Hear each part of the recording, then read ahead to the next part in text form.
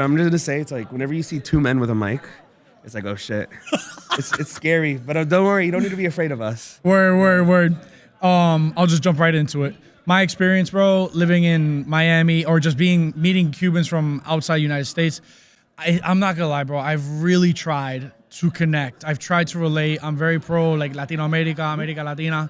I get along with Venezuelans, Dominicans, so easy, bro. But it's like they leave Cuba and they think they can tell me how I should think about Puerto Rico, how I should feel about Puerto Rico. And I'm like, bro, I don't know. How do you feel about that, man?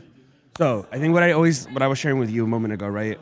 I'm Puerto Rican and Cuban, and that's important to highlight because I feel like my experience as, a 27-year-old, mind you, because whenever I try to talk about this, a lot of Miami, Florida Cubans and Cuban Americans who are very MAGA conservative try to invalidate everything I have to say because they're like, you're only 27, like you weren't born then, you don't know what it was like to be in Cuba, and yes, like that's true.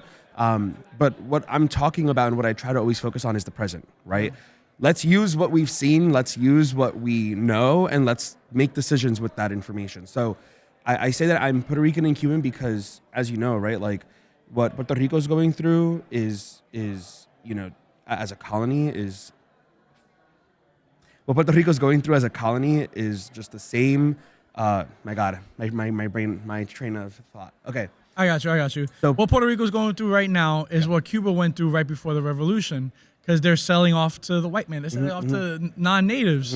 And I don't want Puerto Rico to be in the current state that Cuba is right now, but I don't think it's going to happen the same way. No. We're talking apples and oranges, bro. Right. It's like I met so many Cuban influencers that are just like, oh, you don't understand how good you have it. I'm like, I don't care how bad you had it, bro. Yeah. Like, it's getting to a point, bro. I'm like, bro, like, off. It's different circumstance, and so thank you for that, because what I was gonna say is I think being Puerto Rican and Cuban and going to Cuba for the first time, I was able to see firsthand two realities, right? Right. Having also been to Puerto Rico, I have seen what does a post-colonial country look like that lacks sovereignty in a lot of ways, and is still suffering blackouts like Cuba is experiencing, right? Not at the same rate, not in the same way, for different reasons.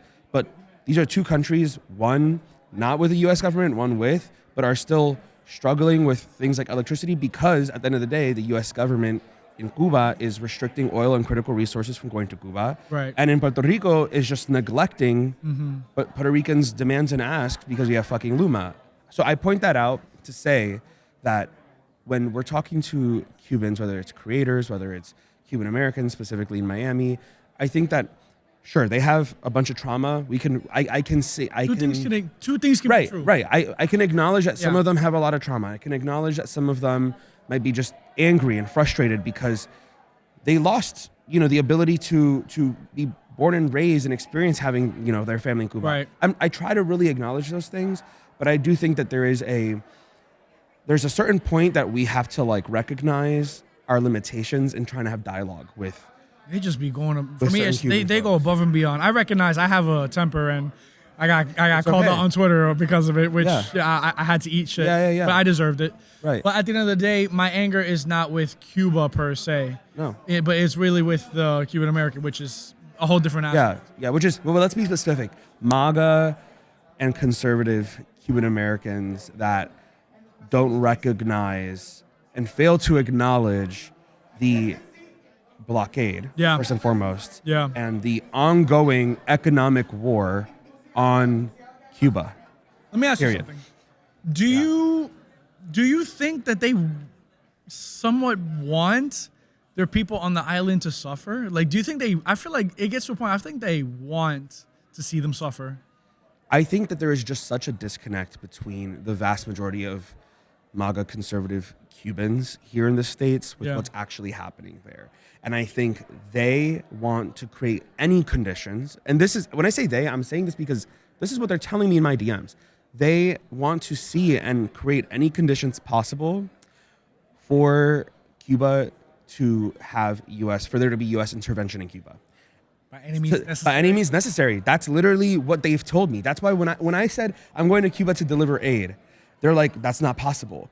The government's going to take it the moment that you land. They have all these talking points from Facebook That's what it is. They live in an echo chamber, and they have all these talking points from Facebook among themselves. And, actually, I don't know if you knew this, but there's a Cuban PAC, right? So in politics, that's the based in actually Florida. Yeah.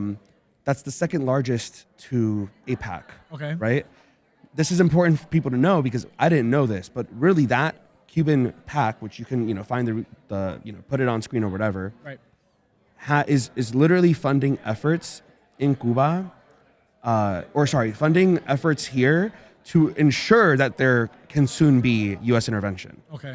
So what I'm trying to say is that this minority of MAGA conservative Cuban Americans here in the States who want this U.S. intervention, unfortunately, also have their hands on these pretty important levers. Yeah.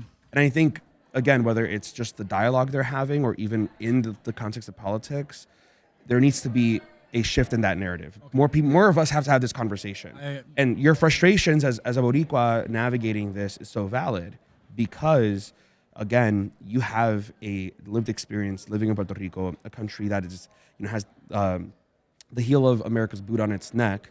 And you have your frustrations. Yeah.